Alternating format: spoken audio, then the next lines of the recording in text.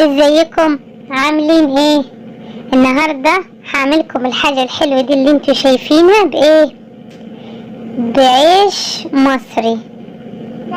ايوه زي ما انتوا شايفين بعيش مصري ناشف. كلنا طبعا العيش اللي بيزيد عندنا بننشفه واحيانا بنبيعه. لو عندنا طيور ولا حاجة بنديه للطيور اللي عندنا، ولو ما عندناش بنبيعه ونشتري اي حاجة بيه. بس انا طحنت شوية العيش الناشف عشان الوقت. كنت مجهزاهم الاول زي ما انتوا شايفين، دقيتهم كويس. انت ممكن تطحنيهم في الكبة في خلاط، اي اداة طحن. زي ما انتوا شايفينهم تقريبا كانوا 5 أو 4 أرغفة. بس انا هعمل بيه بصراحة بسبوسة فعلا. كل حاجة غليت ولازم نفكر ونوفر. فانا خطرت في بالي بصراحة الفكرة دي وحبيت انفذها معاكم. واول مرة بصراحة انا جهزت الكمية دي، والمقادير بتاعتنا طبعا بسيطة: كوباية دقيق والزيت وكيس بيكنج بودر اللي هو الكيك شيف، والمية طبعا. ولا هستخدم لبن ولا زبادي ولا اي حاجة مكلفة. حطيت كوباية الدقيق طبعا، وحفضل احرك طبعا لغاية لما الدقيق ده ما يبانش، يبقى تبع العيش. هقلب طبعا. فطبعا اي ست بيت لازم لما بتقعد مع نفسها كده بتفكر امال يعني احنا نوفر ازاي. بس هفضي كيس البيكنج بودر او الكيك شيف، وبرضو هفضل احرك زي ما انتوا شايفين، زي ما حركت الدقيق بالظبط. طبعا انا حذفت نص الفيديو لاني فضلت احرك كتير بصراحة. يعني اما نوفر بس لازم اصعب، لازم نتعب.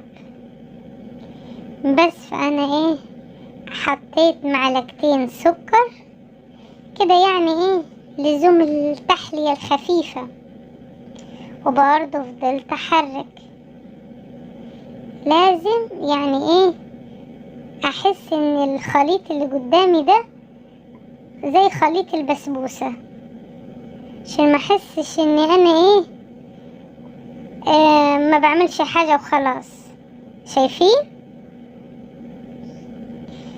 وهفضل احرك طبعا لغاية لما احس ان انا راضية بالنتيجة اللي قدامي. محدش يضحك، نستنى لغاية الاخر. هحط الزيت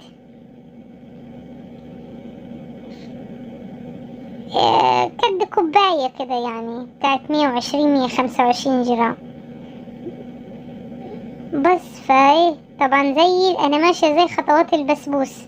مش هحط زي ما قلنا لبن ولا عصير ولا زبادي.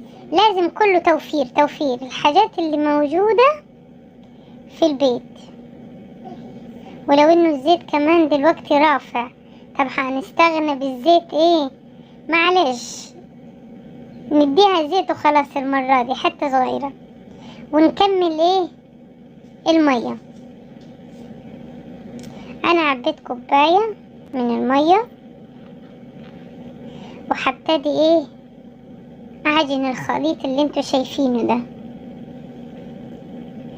بذمتكم ما شكله حلو زي البسبوسة؟ شفتوا؟ ده عيش ناشف. شفت يا ستات؟ يلا كل واحدة تكتب لي في التعليقات ايه رأيها. هحرك اي خطوة اعملها، هحركها. هنزل بكوباية المية انا طبعا كنت متخيلة كوباية او كوبايتين وخلاص، بس هنشوف ايه هيحصل. ده طبيعي طبعا، عشان ايه؟ ده عيش، فاكيد لازم يتشرب. انا حطيت كوباية فلقيت نفسي محتاجة كوباية نص كمان، مرضيتش اعبي كوبايتين، حطيت نص وفضلت احرك. يعني قلت ايه، كفاية. لقيت لسه العجينة سميكة شوية، قلت ما بدهاش، انا انزل بالجزازة وخلاص. طبعا عشان خاطر الدقيق ان بيحب ان في خميرة، فبيرتفع تاني، بيشرب المية بسرعة. وفضلت احرك. طبعا دي تجربة، فوارد اني نخطئ ووارد اني نرجح، بس لازم نجرب. برضو حطيت مية، كل ما احط مية احس ان ايه، بتنشف بسرعة.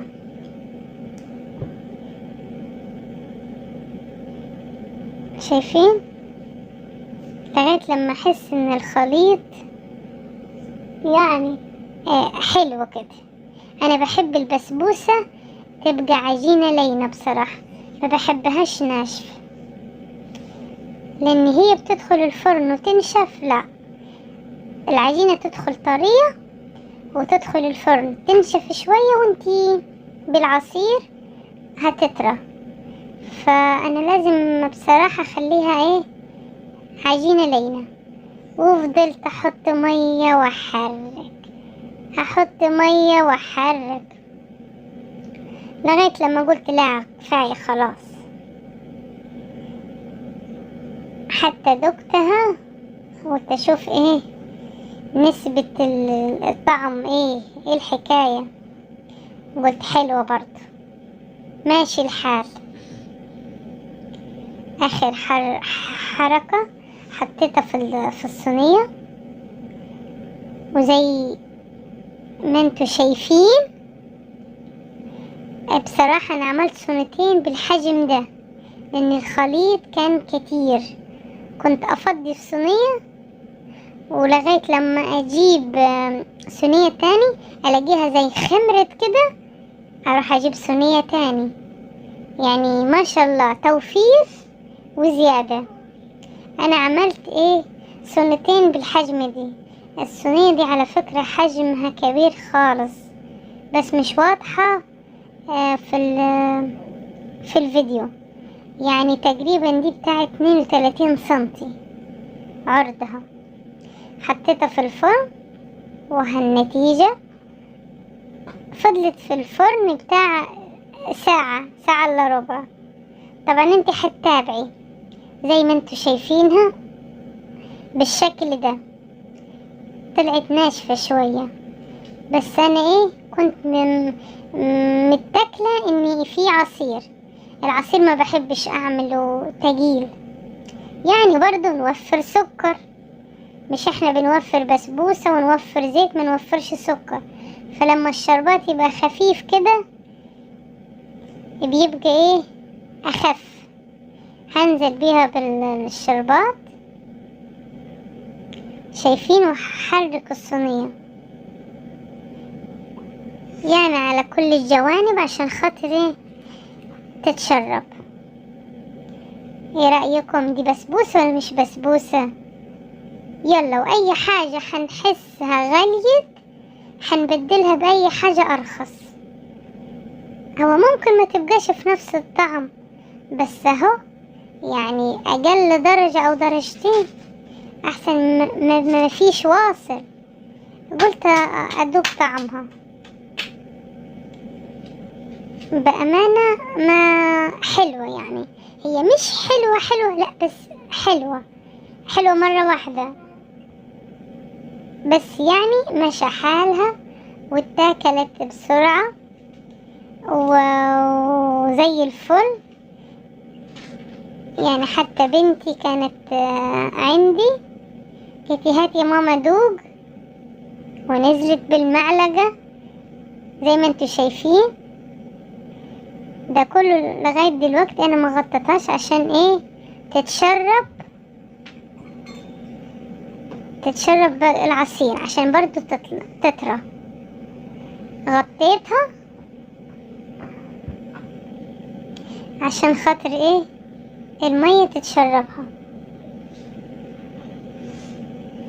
وبالهنا والشفا طبعا للي هياكلها اللي هو انا.